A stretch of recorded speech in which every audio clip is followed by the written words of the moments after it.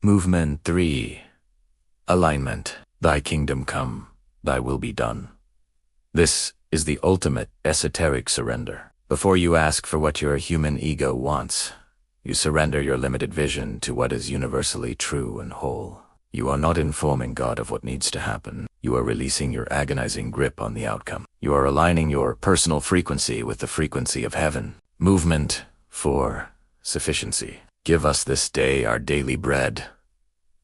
Notice the temporal focus. This day, not the accumulation of a decade's worth of anxiety. This movement forces the mind to exist entirely in the present moment, which, as the mystics tell us, is the only place where God can actually be found. It is the rejection of the illusion of scarcity. Movement 5. Relational honesty. Forgive us our debts as we forgive our debtors. This is the hinge of the entire architecture. Unforgiveness in the spiritual realm is a dense, heavy energy that blocks divine light. The prayer makes it visible. You cannot hold another human being in contempt and simultaneously expect to receive the high frequency of divine grace. The channel must be cleared. Movement 6. Humility. Lead us not into temptation, but deliver us from evil. An acknowledgement that the human vessel is fragile. Navigating a world ruled by lesser, distracting forces, what the Gnostics called the arc. It is a request for the strength to walk the true path through the labyrinth of the material world. Every single line is an energetic shift, and they were always meant to be practiced, inhabited, and entered into with terrifying, blinding awareness, not repeated while your mind is thinking about what to eat for dinner. So, how did we lose the map? How did a dynamic, living practice of consciousness become a dead, repetitive chant? We must name the history clearly, not with anger, but with an unflinching gaze. Something profound and tragic happened in the centuries following the crucifixion. By the late 1st century, a document known as the Decoding, early manual of Christian practices, believers to pray the Lord's Prayer 3 times a day, word for word. The mechanization had begun within a single generation. The very thing Jesus explicitly warned against was precisely what happened to his own teaching. By the time Christianity was swallowed by the Roman Empire in the 4th century and made the state religion, the living pattern had been fully ritualized. It was recited in unison, at specific hours, by massive crowds. Now, ritual is not inherently evil. Form preserves a teaching across the chaotic centuries, like a stone fireplace. It keeps the fire contained. But eventually, the institution became so obsessed with the stones that they forgot to light the fire. When a prayer becomes a liturgical requirement, it is incredibly easy to say it perfectly and mean it not at all. The mouth moves, the syllables are correct, but the inner person, the soul, is absent. This is the modern tragedy. Millions of people sitting in pews, fulfilling a religious obligation, checking a spiritual box, while the Tameion, the inner room, remains completely empty. Jesus said, "When you pray, go into your room, close the door, and pray to your Father who is unseen." Matthew 6:26. He was not describing a physical closet in your house. He was describing an interior posture. The inner room is the deepest space of a human being, gathered, present, and totally under. It is the place you retreat to when the theatrical performance of your life stops and the authentic person begins. In Luke 17:21, Jesus revealed the ultimate secret. The kingdom of God is within you. Prayer, therefore, is not shouting across the universe to a God in the clouds. It is the practice of turning inward, accessing the reality that is already closer to you than your own breath. The institutional church struggled to teach this because inner awakening cannot be controlled, monetized, or administered by a hierarchy. It can only be experienced by the sovereign individual. You are alive right now, in this exact moment, participating in the illusion of time. And the question Jesus asked of the crowds on that dusty hillside to millennia ago is the exact same question being asked of you right now, through this screen. How are you praying? Not if you are praying. There is a version of prayer that is nothing more than religious debt payment. Words spoken to the wind. And there is another version, the version that Christ was desperately trying to hand to us. A prayer that begins with absolute, terrifying stillness. A prayer that aligns with the sacred before demanding a single thing. A prayer that trusts the universe rather than arguing with it. The difference between these two versions is not found in the vocabulary. It is found entirely in the consciousness of the person speaking. Most of us inherited a form without ever receiving the life that the form was designed to carry. But the form was never the point. You are the point. Your actual, visceral turning toward the divine is the point. Your genuine surrender. So here is the threshold. Here is the invitation. Do not stop praying the Lord's Prayer. But for the first time in your life, try praying it the way the Master actually taught it. Before you begin, become still. Close your eyes. Shut the door to the external world. Let the noise of your anxiety settle like dust on the floor. Come fully, painfully into this present moment. And then, let the first words arrive not from habit, but from profound intention.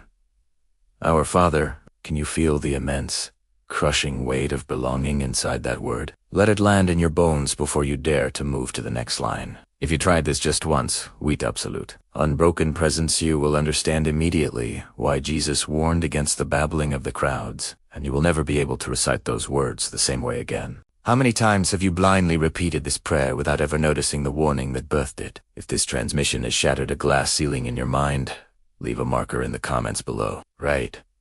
I am waking up. Not as a YouTube slogan, but as a digital monument to the moment you chose to step out of the crowd and into the inner room. The teachings of the esoteric Christ are not a dead religious deposit locked inside a museum. They are a living, breathing fire. But they are only for the version of you that is actually awake. The door is open. The Father is waiting in the silence. Will you step through?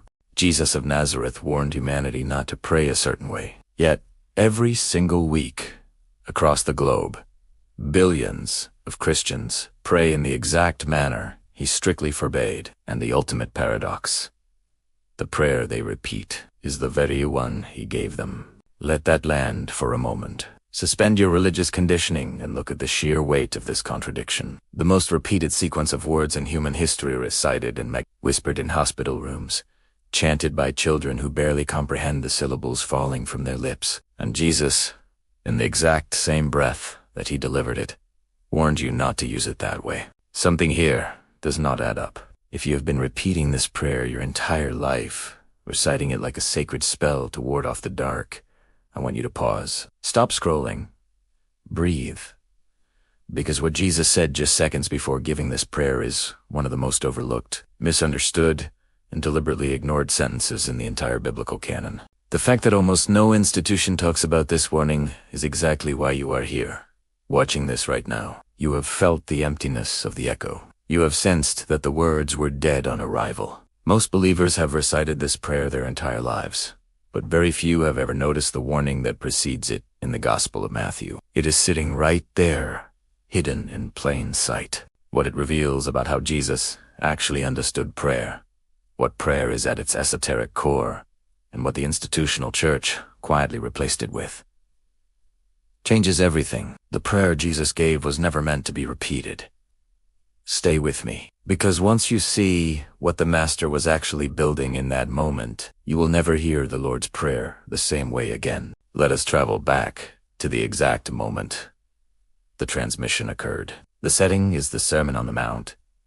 There is no stage, no performance, no choir. Jesus is speaking to a group of marginalized people whose lives are dictated by the crushing weight of the Roman Empire and the rigid laws of the temple. And then he begins to speak about the mechanics of the divine. And when you pray, do not keep on babbling like pagans, for they think they will be heard because of their many words. Do not be like them, for your Father knows what you need before you ask him. Matthew 6:27-28. Read those words again. Let them pierce the veil of tradition. Do not babble. Do not repeat. Do not multiply your words. Jesus links repetitive prayer directly to pagan practice. This is not a gentle, pastoral suggestion. This is a definitive line being drawn in the sand of spiritual physics. And this creates one of the strangest moments in Scripture. Immediately after warning against repetitive prayer, he provides the most repeated prayer in existence. To understand this paradox, we must excavate the ancient world. In the original Greek text, the word translated as babbling is but It is a highly specific, almost visceral term. It carries the idea of stammering, of meaningless, rhythmic repetition of words said over and over until they are stripped of all conceptual weight, until the mouth is moving, but the inner consciousness is entirely absent. Jesus was confronting an ancient, global cosmology. In the ancient world, from the temples of Egypt to the pantheons of Greece and Rome, prayer was almost universally viewed as a technology. It was not a relationship. It was a mechanism. In the Egyptian Heka magic, if a priest mispronounced a single syllable of a spell, the ritual was void. In Rome, prayers were recited in precise ceremonial loops. The gods were viewed as transactional, distant, and ego-driven. They did not care about your heart. They cared about your accuracy, your volume, and your persistence. Say the formula 100 times, and the deity is forced to respond. But Jesus was completely dismantling this framework. Your Father knows what you need before you ask Him. This is a paradigm shift of cosmic proportions. This is not a transactional deity waiting to be worn down by your endless chanting. This is an intimate source. Therefore, prayer, in the mind of Jesus, is not about transmitting information to a God who lacks it. It is not about convincing a reluctant king. If God is a Father who already knows, then prayer is something altogether different. It is an alignment. If Jesus warned against repetitive chanting, what exactly did He do next? This is where the text takes a turn that almost every modern reader misses. Jesus did not say, repeat these words. He said, pray like this. Those two phrases belong to entirely different universes. Look at the exact Greek word Jesus uses. To transition from the warning to the example, it translates to in this manner. In this way, or after this fashion. It is the exact vocabulary a master craftsman uses when demonstrating a method, not when dictating a script to be memorized. Think of it this way. If a master musician sits at a piano with an apprentice and says, let me show you how to play a melody, and proceeds to play a breathtaking sonata. When he finishes, he says, now, you play. He is not demanding this student press the exact same keys, in the exact same order, for the rest of their life. He is initiating the student into the nature of music itself. He is showing them what harmony feels like, how tension resolves into peace. Jesus was not writing a liturgy. He was demonstrating a living architecture. He was giving them a map of human consciousness. What we call the Lord's Prayer is actually a sequence of 6 profound inner movements. It is not 6 sentences to be spoken. It is 6 doorways to be walked through. Movement 1. Orientation. Our Father, who art in heaven. Before you ask for anything, you must locate yourself in the cosmos.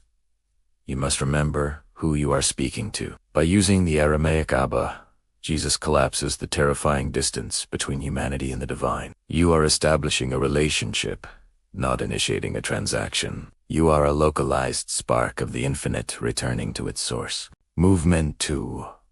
Reverence. Hallowed be thy name.